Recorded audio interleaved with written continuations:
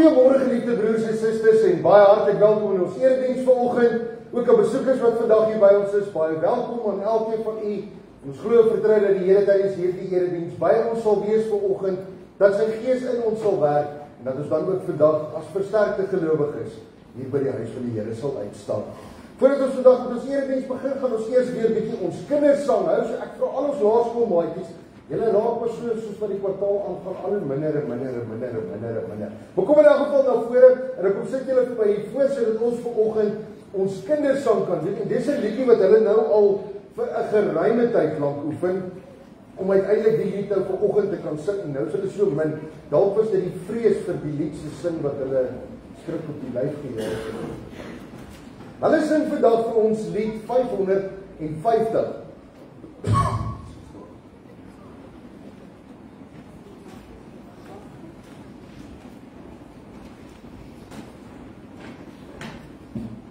Hier kom allemaal van hulle by.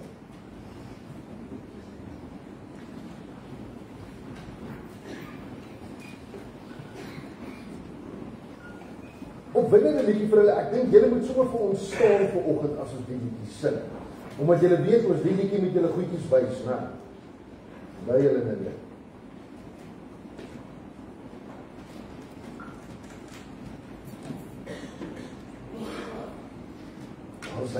Vanoggend sing ons lied 550. Staan julle oudjies vir my en dan speel hom vir hulle net een keer weer. Net die afstand.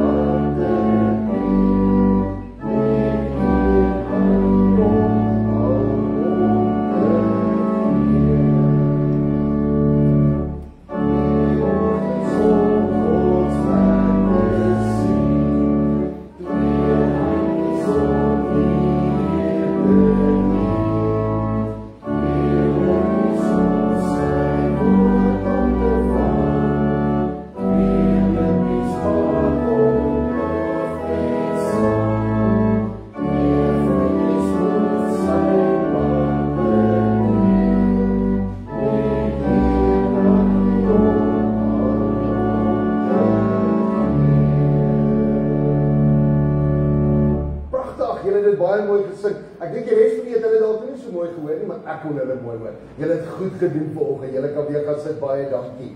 Broers en susters, kom ons raak vanoggend net vir 'n oomblik stil en dan bring ons onsself in gereedheid om vanoggend na die woord van die Here te luister.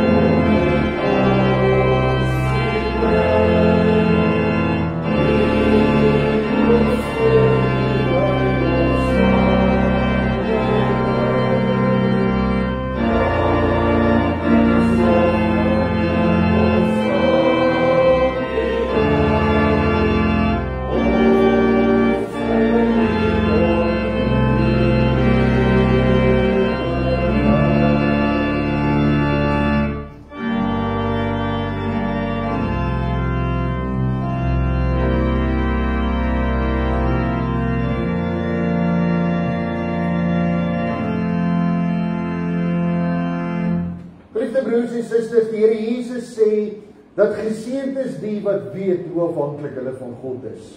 Want aan hulle behoort die koninkryk van die hemel.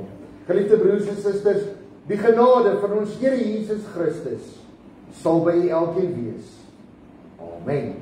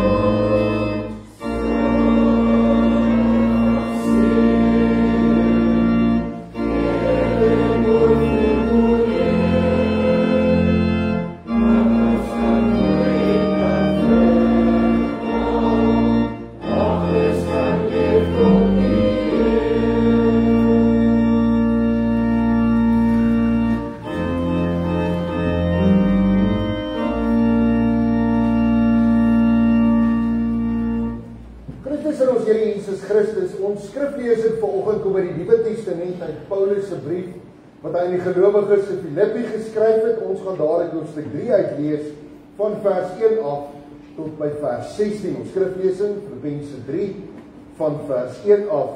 Verder my broers, wees bly in die Here. Om dieselfde ding aan julle te skrywe is vir my nie moeite nie en vir julle gee dit sekerheid. Pas op vir daardie dwaalleraars. Pas op vir daardie mense wat kwaad stig. Pas op vir daardie betekenislose besnydenis. Ons is die ware besnydenis. Ons wat God deur sy Gees dien. Ons wat ons op Christus Jesus beroem en nie op uiterlike dinge vertrou nie. Tog sal ek ook op uiterlike dinge kom vertrou. As iemand meen dat hy op uiterlike dinge kan vertrou, ek nog meer. Ek is op die 8ste dag besny. Van geboorte Israeliete, die stam Benjamin, 'n egte Hebreër. In wetsopvatting was ek 'n Fariseer. In my ywer 'n vervolger van die kerk, in onderhouding van die wet van Moses om vryspraak te kry, onberispelik. Maar wat eers vir my 'n bate was, beskou ek nou as waardeloos ter wille van Christus. Ja, nog meer. Ek beskou alles as waardeloos, want om Christus Jesus my Here te ken, betref alles in waarde. Terwille van hom het ek alles prysgegee en beskou ek dit as verwerplik, sodat ek Christus as enigste waarde kan kry. En een met hom te wees, vrygespreek, nie omdat ek die wet onderhou nie, maar omdat ek in Christus glo. Dit is die vryspraak wat God gee, omdat 'n mens glo. Al wat ek wens is om Christus te ken, die krag van sy opstanding te ondervind en deel te hê aan sy lyding deur aan hom gelyk te word in sy dood. In die verwagting dat ek self deel sal hê aan die opstanding uit die dood.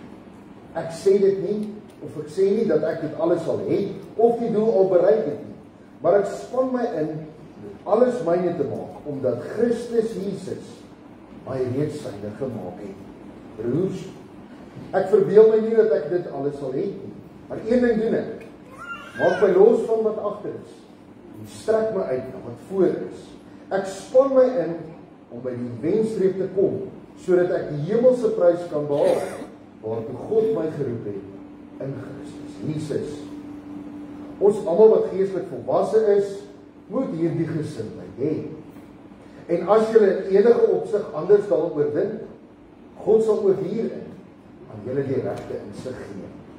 In elk geval, laat ons koers hou op die pad, waarmee ons tot hiertoe gekom het. Ons les dit tot sover, geliefde broers en susters. Die Here Jesus sê dat as iemand my lief het, sal hy my woorde ter harte neem. En my Vader sal hom lief hê. En ons sal na hom toe kom, en by hom woon. Liefde broers en susters, terwyl ons net so bly sit, kom ons bely saam ons geloof met die woorde van Vonk 404. In 'n wêreld sonder liefde, in 'n wêreld sonder hoop, sluit die liefde van ons Vader vergesigte vir ons oop. Hier is liefde in sy arms. Hier is krag bo ons vermoë. Hier is hoop in donker tye. Hier is 'n God om in te glo. By die kruis van Jesus Christus, op die kruin van Golgotha, vloei die stroom van sy vergifnis, waar die Heer ons sonde dra. Hier is liefde in sy arms. Hier is krag bo ons vermoë. Hier is hoop in donker tye. Hier is 'n God om in te glo. Na 'n wêreld sonder liefde, na 'n wêreld sonder hoop, stuur die Gees ons met die boodskap: liefde sluit die lewe oop. Hier is liefde in sy arms. Hier is krag bo ons vermoë. Hier is hoop in donker tye. Hier is 'n God om in te glo.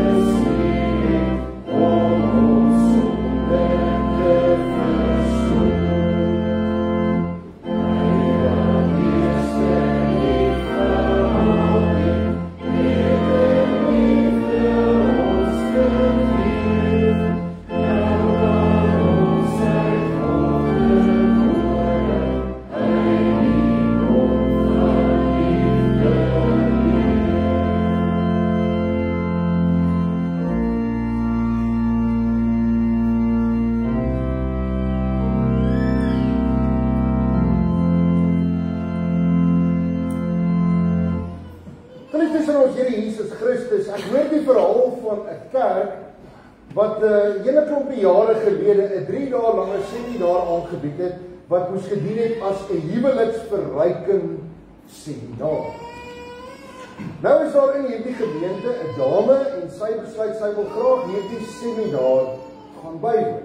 En dan vra sy haar man om die seminar, die geleentheid, saam met haar te gaan bywoon.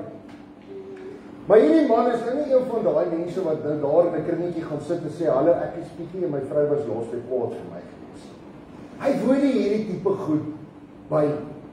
En so gaan die vrou nou maar alleen na die seminar geleentheid. En na die tweede dag van hierdie seminar kom sy al by die huis aan en sy sê vir haar man, ek wil hê jy moet my leer om met 'n geweer te skiet. En onmiddellik halfgespanne sit hy die TV af, die ene ore om te hoor, wat is nou gesê by die seminar? Waarom wil sy skiet en wie wil sy skiet? Wat is gesê by die seminar? Natuurlik vra hy haar nou ook, hoekom?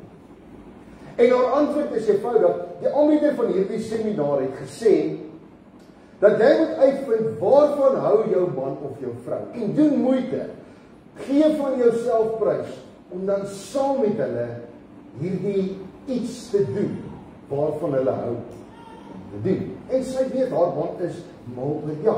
So sy wil hê hy moet haar leer om te skiet met 'n geweer, sodat sy saam met hom kan gaan jag. En so maak dit vir die man toe nou sin en hy besluit dalk is dit nie 'n slegte idee nie. En daardie eerskomende naweek begin hulle alreeds met voorbereiding. Hy neem haar met die skietbaan toe sodat sy 'n klomp skote kan skiet en toe sy dit nou mooi begin regkry, toe sy vir onthou, as ons gaan jag, dan jag ons vir vleis. Ons skiet nie kopskote, skiet op ander plekke. En so oefen hulle oefen en sy kry dit mooi reg. Hy koop later selfs vir haar 'n geweertjie. En hier in die wintermaand is hierdie egpaartjie uit op hulle heel eerste jagtog. Daar in die veld gebeur dit toe nou, soos dit maar baie keer gebeur, dat hulle paaie skuif van mekaar. Die een gaan daai kant toe en die ander een daai kant toe. Die volgende oomblik hoor die man daar klap geskoot. Haar heel eerste bok wat sy skiet. En hy kom hier deur die bos aangehardloop. Kyk wat het nou gebeur. So, maar toe hy nader kom, toe hoor hy hier agter die bos hier voor hom, is daar 'n redelike debat nou aan die gang. Nou kom hy stilletjies nog nader, en soos wat hy nader kom, hoor hy 'n man wat sê, mevrou, dis reg, dis jou bok. Kan ek net asseblief my saal trek? Wat jy sien, hy het nog geleer hoe om te skiet, maar hy het dan nooit geleer wat is 'n bok en wat is 'n perd. In hierdie verhaal kry ons twee mense nadat hierdie perd doodgeskiet is met twee verskillende reaksies. Aan die een kant sit jy met hierdie man wat gewoon nie die saal wil vat en wil aanbeweeg. Hy besef met hierdie dooie perd kan hy nou niks verder doen. Dan aan die ander kant sit jy met hierdie vrou wat met aller mag en mening hierdie dooie perd wil hou. Dis haar trofee. Sy wil dit graag koester. Sy wil dit haar eie maak. Sy wil nie laat gaan vir hierdie dooie perd. Nou weet ek nie hoeveel van u vanoggend hier het al gehoor van die dooie perd teorie. Die dooie perd teorie is 'n satiriese metafoor wat eintlik vir ons probeer illustreer hoe sommige mense, selfs sommige instansies, besighede en selfs sommige nasies moeilike, ooglopende, onoplosbare probleme hanteer. In plaas daarvan dat hulle gewoon net die werklikheid aanvaar dat hierdie saak waaroor hulle redeneer, hierdie probleem waarmee hulle te maak het, dood is en daar niks aan gedoen kan word nie. Wil hulle tog vasklou aan hierdie dooie gebeur, hierdie dooie omstandighede, hierdie dooie probleem waarmee hulle te maak het. En dan probeer hulle gedrag of hulle optrede regverdig. Die kerngedachte van die dooie perd teorie is gewoon net om mense te laat besef dat jy moet weet, jy is nou besig om op 'n dooie perd te ry. En die verstandige ding om nou te doen is, klim af van daardie perd af en beweeg aan. Los die dooie perd gewoon agter. Maar in die praktyk, geliefde broers en susters, gebeur baie keer net die teenoorgestelde.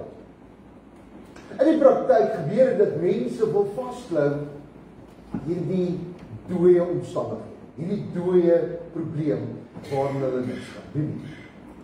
Mense probeer hierdie dooie gebeure koester en dan neem hulle aksies om dit te doen. Soos byvoorbeeld kry 'n nuwe of koop 'n nuwe saal vir hierdie dooie perd. As dit net enigiets aan die perd verander. Party mense neem aksie deur dink kom ons verbeter die dooie perd se dieet. Dit te midde van en ten spyte van die feit dat die perd dood is. Ander mense sê kom ons verander dalk net die ruiter van die perd. In plaas daarvan om die werklikheid in die gesig te staan en iets aan die werklike probleem te doen. Baie mense dink kom ons dank die perde opsigte af en stel 'n nuwe opsigte aan. Gewoon in die hoop dat die uitkoms van hierdie dooie perd dalk 'n bietjie anders sal wees. Baie keer hou mense vergaderings en hulle bespreek allerlei nuwe maniere en strategieë hoe hulle die spoed van hierdie perd kan verhoog. En gevolglik gaan hulle baie keer in skepkomitees en taakspanne om die dooie perd probleem te gaan ontleed. En dan word daar maande lank gewerk en hopelik verslae uitgewerk om gewoon net oor die gevolgtrekking te kom. die perd is dood. Niks gaan verander.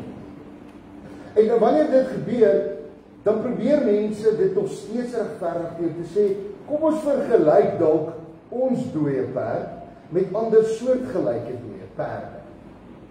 Dan probeer mense taal verander, of die taalreël verander, deur die trappe van vergelyking van dood wat dood is, te verander na dood, dooier, doodstil.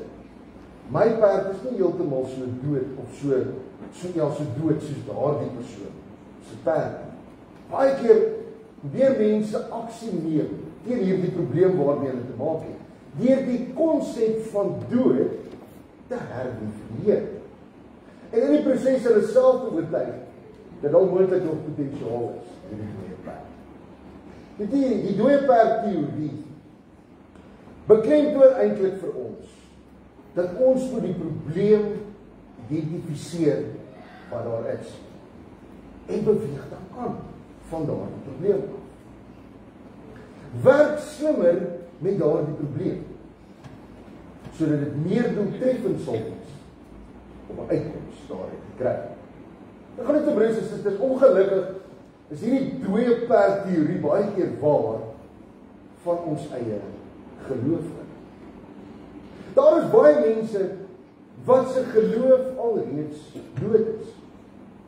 Maar hulle ry nog steeds hierdie dooie perd. En dit gebeur baie keer in die kerk, dat die kerk probeer 'n oplossing vind en vasklou aan hierdie dooie geloof van lidmate. Dat die kerk baie keer aksie probeer neem om die dooie geloof van lidmate weer te koester en daar voort te bou. Baie mense se geloof is dood.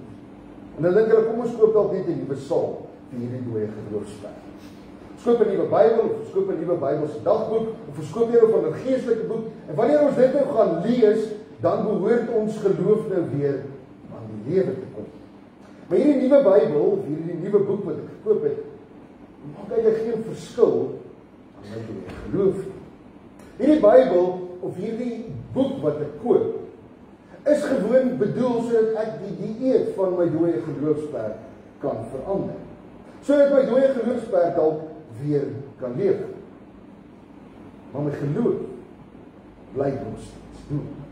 En as ek gewoonlik net 'n kort rukkie daarna, dan lees mense nie meer hierdie nuwe Bybel nie. Hulle lees nie meer hierdie nuwe Bybelse dagboeke of hierdie geestelike boeke nie, want dit maak absoluut geen verskil aan my geloof. Partykeer dan dink mense, kom ons verander dalk liewer net die ruimte. Kom ons gaan na 'n ander kerk toe. Want hier in 'n nuwe kerk behoort my geloof van voor af weer te verander. Behoort my geloof weer te leef. Maar die probleem het nooit by die kerk geleef. Die probleem het eintlik by my geloof geleef. Baie keer wil die kerk self ook hierdie probleme aanspreek. Baie gemeentes dink, kom ons dalk die dominee af. Kom ons kry 'n nuwe opsigte. Want 'n nuwe dominee sal weer hierdie dooie geloofsperde van lidmate lewe. Die kerk het baie keer vergaderings en bespreek nuwe maniere, nuwe aksies wat hulle kan neem om die spoed van ons dooie lidmate of dooie geloofslidmate weer 'n bietjie te verhoog. En dan word allerhande komitees en taakspanne geskep tydens hierdie vergaderings wat juist hierdie probleem van lidmate se geloof wat dood is, moet gaan leef. En in hierdie ontledingsproses moet dan nou gevra word, hoekom kom mense nie na kerk toe nie? Hoekom is ons erediens Bybel af? Waarom verlaat ons jong mense die kerk? Die jeug is nie meer in die kerk teenwoordig. Ons vra oor hoekom gaan dit finansiëel swaar met die kerk? Telkens dan kom hierdie taakspanne terug met dieselfde gevolgtrekking. Ongelukkig bly dit maar 'n stuk geloof. En dan volg die kerk weer 'n nuwe aanslag. Ons gaan vergelyk ons lidmate se geloof wat dood is met ander kerke of ander gemeentes se lidmate wie se geloof dood is. En dan verander ons die taalreël. Daardie kerk se lidmate se geloof is dooier as wat ons kerk se lidmate se geloof is. Dit verander egter niks aan die saak van mense se dooie geloof. Gelowiges doen presies dieselfde. Hoe baie keer gebeur dit nie dat gelowiges hulle dooie geloof met soortgelyke ander lidmate of vriende of gelowiges se dooie geloof word vergelyk. En dan wil sê, maar my geloof is dalk nie heeltemal so dood soos daardie persoon se geloof nie. Telkens dan herdefinieer ons die konsep van dood. En glo dat daar dalk nog steeds potensiaal is in die dooie geloof waarmee ons saamloop. Geliefde broers en susters, so week voor laasweek lees ek die gedeelte in Filippense 3 raak. En onmiddellik besef ek, dit is waarmee Paulus besig is. Dit is wat Paulus besig is om te beskryf in die gedeelte. Paulus is besig om die teorie van die dooie pad hier te behandel. En Paulus se raad is eintlik baie eenvoudig. Hy begin hier in hoofstuk 3 vers 2 deur te sê, wees versigtig. Tree voorkomend op. Pas op vir al drie dinge. Pas op vir dwaalleraars wat in mense se lewens, se geloofslewens inkom, of selfs in die kerk inkom. Mense wat allerlei nuwe geloofsidees by mense wil skep. Ons vertel in ons geloof eerder so maak of so maak. Of ons moet hierdie goedjies bysit en daai goedjies weglaat, want dan gaan ons geloof weer lewe. Pas op vir daardie dwaalleraars wat inkom met allerlei nuwe planne om die kerk of gelowiges se geloof te red. Mense wat in nuwe maniertjies kom en sê ons moet anders dink en ons moet anders doen. Nie net oor kerk wees nie, maar oor ons geloof. Hierdie anders dink, anders doen, veral as dit niks te doen het met die Here Jesus Christus, kan mense se geloof doodmaak. Hierdie anders dink, anders doen, veral as dit ingestel is op die wêreld en daarop uit is om tegemoetkomend te wees teenoor die wêreld en teenoor die wêreld se gebruike. Maak mense se geloof in die kerk dood. Paulus sê in die tweede, pas op vir mense wat kwaad stig. Daar is soveel gelowiges wat mekaar opsweep om mekaar op 'n bepaalde manier te oortuig. Ons moet dit gaan doen of ons moet dit gaan doen, want dit is goed vir ons geloof. Dit sal ons geloof laat groei. En dan dryf dit eintlik in te weet wat daardie persoon is en hoe God daardie persoon gemaak het. Baie keer gebeur dit in die kerk, dat mense van buite af inkom en lidmate opsweep om op 'n bepaalde manier binne die kerk te dink oor God en oor ons geloof. Die kerk het baie keer hierdie geheimsinnige vergaderings om dinge te reël, dinge te verander binne in die kerk, om uiteindelik op die einde van die dag mense se dooie geloof weer lewendig te maak. Lidmate kom in die kerk in. As Paulus praat van hierdie mense, pas op vir daardie mense wat kwaad stig. Gebeur dit in die kerk en in mense se geloofslewe. Hoeveel keer hoor ons nie van gelowiges wat mekaar verdag maak en hulle geloof verdag maak. In die kerk word lidmate mekaar verdag. Derde punt wat Paulus hier doen, waarvoor ons moet pas op, is vir daardie betekenislose besnydenis in vers 2. Dit verwys na daardie gebruike, daardie tradisies van geloof en van die kerk, wat eintlik nie vanuit die Bybel uitkom, wat eintlik niks bydra tot ons geloof. Geloof gaan oor 'n lewende verhouding met God. Dis al wat geloof werklik is. En dis wat Paulus sê hier in Filippense 3 vers 8. Want om Christus Jesus my Here te ken, betref alles in waarde. Om in 'n werklike lewende verhouding met die Here Jesus Christus te staan, is beter as enigiets anders wat ek in my geloof ooit kan hê. Vir sommige mense is hulle geloof 'n doen-lys. Gelowiges moet dit doen, of gelowiges moet dit nie doen. Dan is hulle nou werklik gelowiges. Geloof word gemeet aan ons optrede, ons dade van elke dag. En dis glad nie geloof. Vir party mense dit geloof verwys na my posisie in die kerk, of die status wat ek het in die kerk. Dis die meetinstrument vir my geloof. As ek op die kerkraad dien, ek is dalk die voorsitter van een of ander kerklike komitee, of ek het een of ander geskiedkundige verbintenis aan die kerk via my ouers, my grootouers en my voorgeslagte. Of dit gaan baie keer daaroor dat my geloof word gemeet aan dit wat ek doen vir die kerk.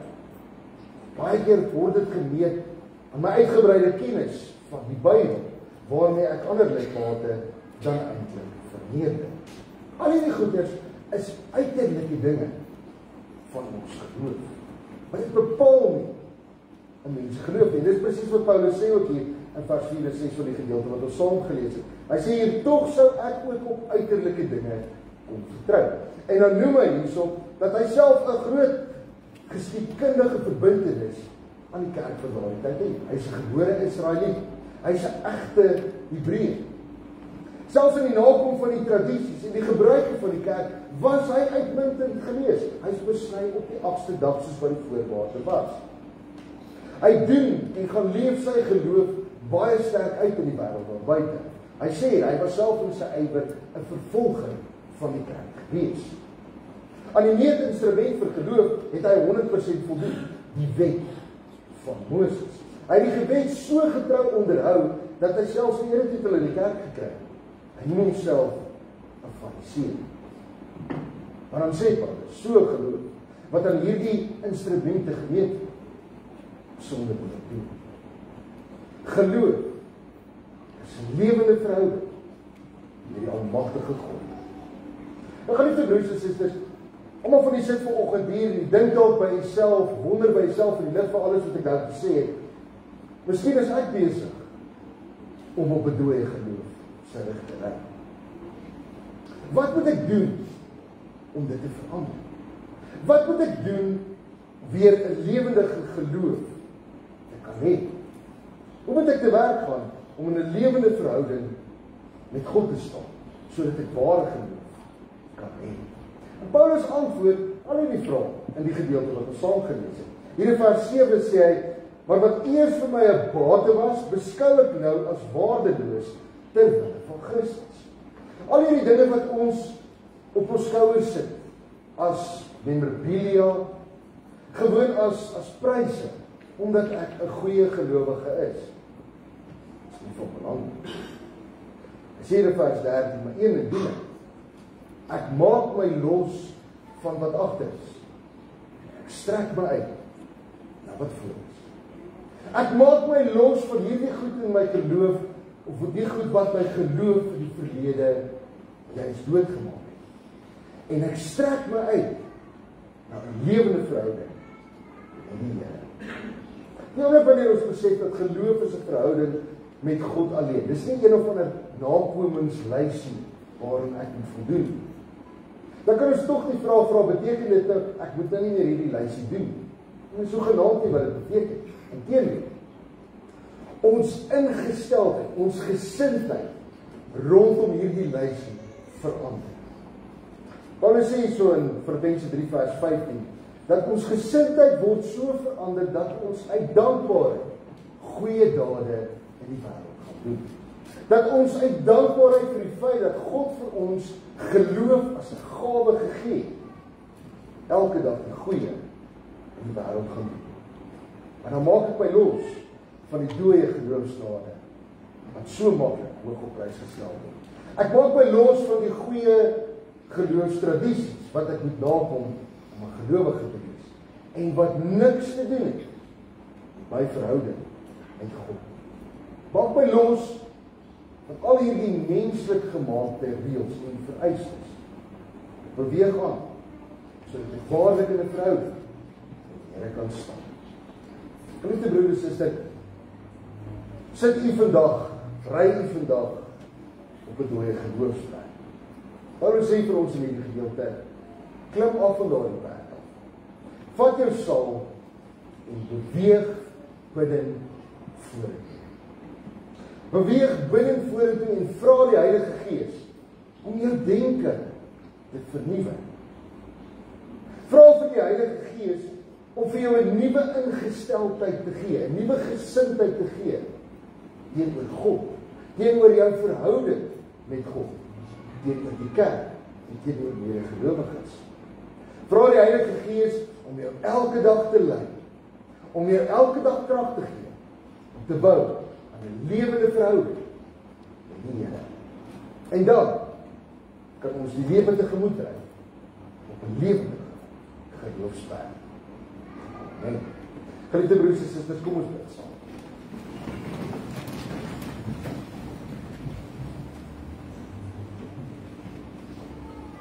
Ons almagtige God en liefdevolle hemelse Vader, Here, dankie vir hierdie groot voorreg wat ons het om in U teenwoordigheid te mag wees vandag. Here, daagliks het ons daardie voorreg U naby elkeen van ons te hê. Ons dank U, Here, dat U vir ons geloof gee. Geloof gee wat ons ore is, om U woord te hoor, om U wil te kan gehoorsaam. Ons dank U, Here, dat U vir ons geloofsintuie gee, waarmee ons kan gaan leef en kan gaan werk in 'n wêreld daar buite wat U nie ken nie. Ons dank U, Here, vir die voorreg wat ons het om kerk te mag wees.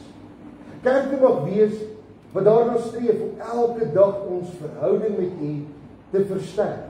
Ons verhouding met U te laat groei. Ons verhouding met U op so 'n manier te laat uitleef in die wêreld daar buite, sodat U lig in die donker, soekende wêreld sal skyn. Dankie, Here, vir die goedheid, die onbeskryflike groot genade, die liefde wat ons elke dag rig en lei. Here, ons kom bid vandag, raak vandag in U teenwoordigheid stil. En ons bid, Here, dat U Gees beheer sal neem van ons geloofslewe. Dat daardie dinge wat ons geloof doodmaak, dat ons dit sal uitskuif uit ons lewens uit. Agter ons sal los, ons sal uitstrek na 'n ware lewende verhouding met U elke dag. 'n Verhouding, Here, waarin ons opnuut sal besef U ons versorg met soveel mooi en mildelike gawes in die wêreld daar buite. Dat U elke dag so naby aan ons is, dat U hand ons toemaak en beskerm teen al die gevare in die wêreld daar buite. Here, lei ons sodat ons binne hierdie verhouding wat ons met U net weer daardie kosbare gawe wat U seën sal raak sien en sal gaan uitleef daar buite. Lei elkeen van ons, Here, en laat ons elke dag aan U verbind bly, op grond van ons geloof. Dit bid ons in die naam van Jesus Christus. Amen. Geliefde broers en susters, ons slotsang is lied 273 en ons sing daar die eerste, die tweede en die vierde vers. Hierdie lied wat ons juist aanspoor om in ons geloof aan die Here verbind te bly. Want dit is hiervan uit ons verbintenis met God. Nie ons verbintenis met allerhande wêreldse dinge nie, maar ons verbintenis in ons geloof met God. Dat ons kan groei in ons geloof en dat ons geloof kan lewend bly. Kom ons sing lied 273, eerste, die tweede en die vierde vers.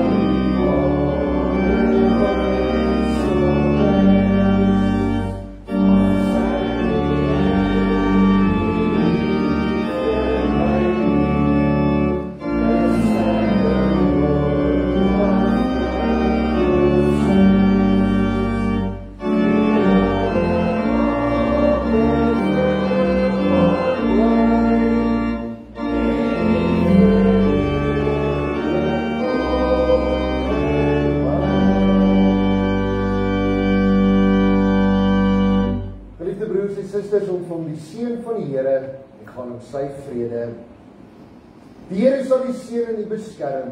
Die Here sal tot die redding verskyn en die genadig wees. Die Here sal die gebede verhoor en aan sy vrede gee. Amen.